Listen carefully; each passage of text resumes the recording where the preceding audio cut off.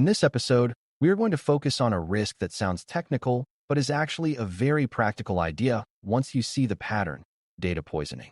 Data poisoning is what happens when someone intentionally influences the data that trains or tunes an AI system, so the system learns the wrong lessons on purpose. Artificial intelligence, AI, systems learn from examples, so if an attacker can quietly change the examples, they can quietly change the behavior.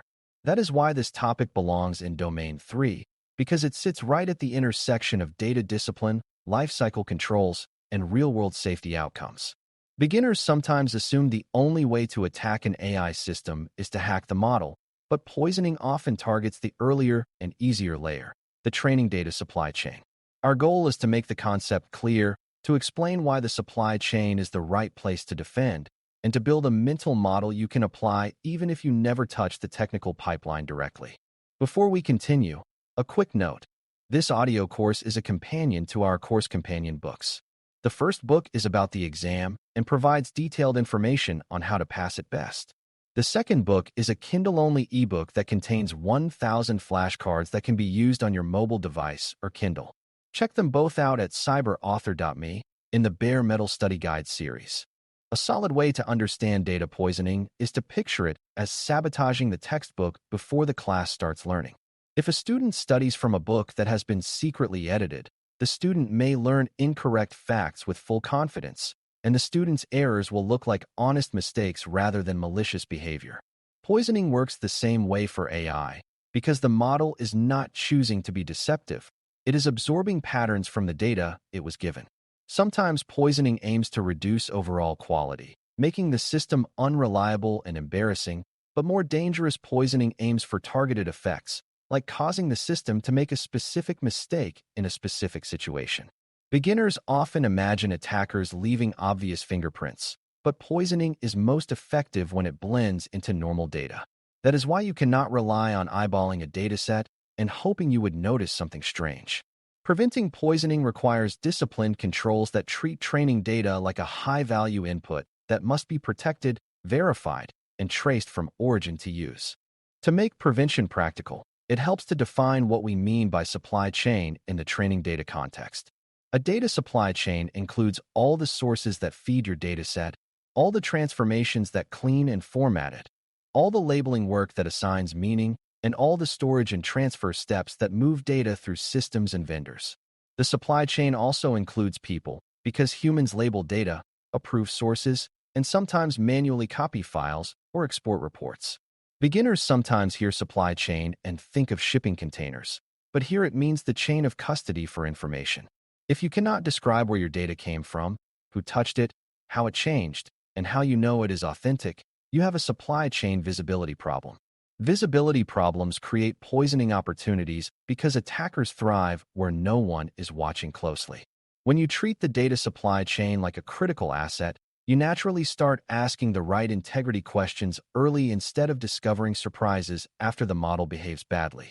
One reason data poisoning is so important to understand is that it can happen at many points, not just at the obvious place where data is stored. An attacker might poison at the source, such as by posting manipulated content publicly that later gets scraped into training data. An attacker might poison during collection, such as by injecting crafted records into a form, a feedback channel, or a customer support system that feeds learning. An attacker might poison during labeling by influencing the labeling process, confusing labelers, or compromising the labeling tool so labels are altered. An attacker might poison during transformation by altering a script or pipeline step that filters or normalizes data, changing meaning in subtle ways. The scary part is that many of these steps look like routine operations, so the attack can hide behind normal complexity. Beginners should remember that data integrity is not a single gate. It is a chain, and the chain is only as strong as the weakest link. That is why the best prevention strategy uses multiple controls across the chain rather than a single check at the end. It also helps to understand what the attacker wants, because goals shape patterns, and patterns make detection and prevention easier. Some attackers want a broad degradation so the system becomes less accurate and loses trust, which can be used as a sabotage tactic against a competitor or an organization. Other attackers want a backdoor-like effect, where a specific trigger causes a specific output, such as a phrase that makes the model ignore safety rules or output restricted information.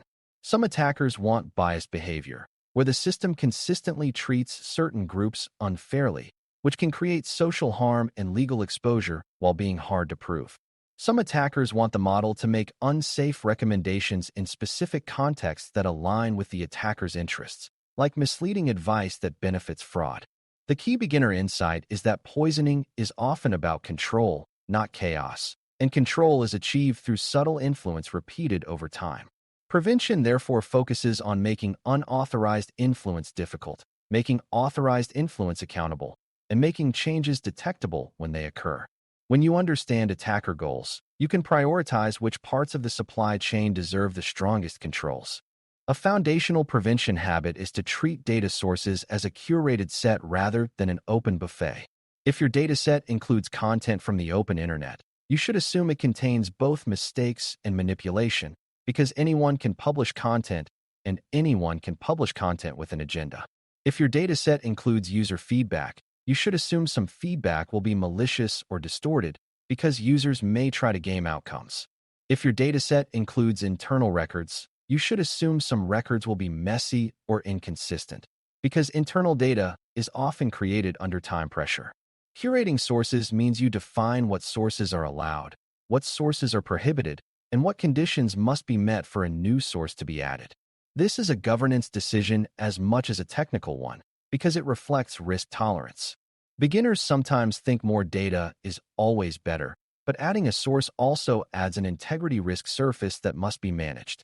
A smaller, well-governed dataset can be safer and more reliable than a huge dataset with unknown origins. Once sources are selected, provenance discipline becomes the next layer of prevention because you cannot protect what you cannot trace. Provenance is the record of origin, movement, and transformation, and for poisoning defense it functions like a chain of custody log. If a dataset version changes, you want to know what changed, why it changed, who approved it, and whether the change was expected. This is where versioning matters, because a model trained on dataset version A can behave differently than one trained on dataset version B, and you need to tie behavior to specific inputs. Provenance also helps you detect unusual changes, like a sudden influx of similar records, a shift in language patterns, or a change in label distribution that does not match business reality.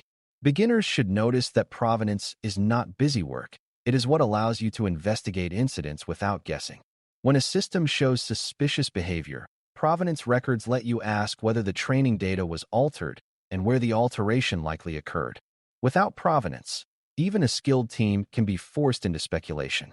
Access control is another critical supply chain control, because poisoning often succeeds when too many people or systems can modify training data without strong accountability. In a healthy program, not everyone who can read data can write data, and not everyone who can write data can approve changes for use in training. This is a separation of duties idea, and it reduces risk by requiring multiple perspectives before a change becomes real. Access control also includes controlling service accounts and automated pipelines, because those accounts often have broad permissions and are attractive targets. Beginners sometimes assume that internal systems are trusted by default, but attackers frequently target internal credentials, and insiders can also make harmful changes intentionally or accidentally. Strong access controls make it harder to inject data silently and easier to trace what happened when something changes. They also support incident response, because you can quickly identify who had the ability to make the change. When access control is aligned with provenance logging, the organization gains both prevention and investigation power. Labeling integrity deserves special attention because labeling is where meaning is assigned, and meaning is where subtle poisoning can do the most damage. If an attacker can influence labels, they can teach the model that harmful patterns are correct or that safe patterns are incorrect. Even without an attacker, labeling can become a poisoning-like effect when instructions are unclear and labelers interpret categories inconsistently, because inconsistency can distort learning in systematic ways. Preventing labeling-based poisoning involves clear labeling definitions, training for labelers, and consistency checks that look for unusual divergence. It also involves treating labeling tools and workflows as security-relevant systems, because compromise of the labeling environment can alter outcomes without touching raw data. Beginners should remember that labels are not just metadata. They are the teacher's answer key. If the answer key is corrupted, the student will learn mistakes with confidence. Supply chain controls for labeling include audits of label distributions, spot checks of ambiguous cases, and review processes for changes in label taxonomy. These controls are part of data integrity, not separate from it. Validation and anomaly detection are another layer, but they work best when you view them as early warning systems rather than as perfect shields. Validation can include checking dataset statistics and distributions across versions, looking for shifts that suggest manipulation or pipeline errors. It can include looking for duplicated patterns, unnatural repetition, or content that seems engineered to trigger specific outputs. It can also include comparing new data against trusted baseline data to see whether unusual drift is occurring.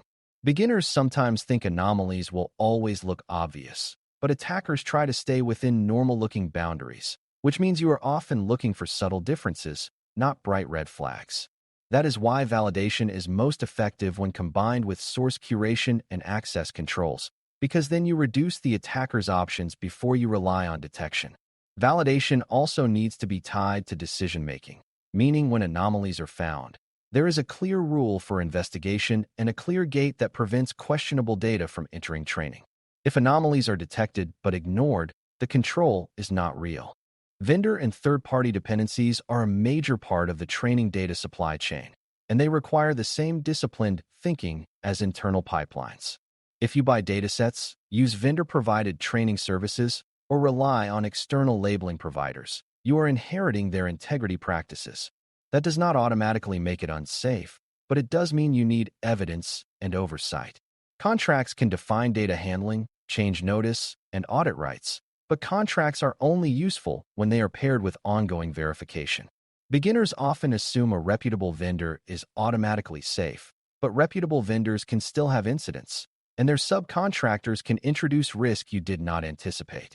Supply chain control here includes understanding subprocessors, understanding how the vendor verifies data integrity, and understanding what happens when the vendor updates datasets or models. It also includes ensuring your organization can trace what vendor inputs were used for your system and when, because without that traceability, you cannot connect behavior changes to upstream changes. Vendor oversight turns trust into managed trust, which is far safer than blind trust. Monitoring in production matters for poisoning defense because poisoning effects often reveal themselves through behavior changes that appear after deployment.